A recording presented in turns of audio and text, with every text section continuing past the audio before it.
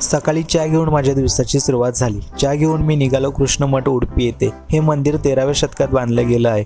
दर्शन घेऊन मी निघालो कर्कला येथे जाण्यासाठी. कर्कला पोचल्यावर आटोने गोमटेश्वरा स्मारकापर्यंत जावं लागतं. काही पायऱ्या चढून आपण स्मारकापर्यंत पोहोचतो. भारतातील 7 आश्चर्यांपैकी हे एक ठिकाण आहे.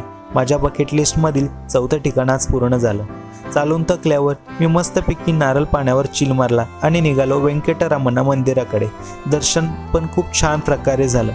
दर्शन घेऊन मी निघालो मंगळूरला जाण्यासाठी. प्रवासाचा मस्तपैकी आनंद घेत मी पोहोचलो मंगळूर येथे. गरमागरम चहा आणि समोसे खाऊन मी निघालो मंगळूर एक्सप्लोअर करायला.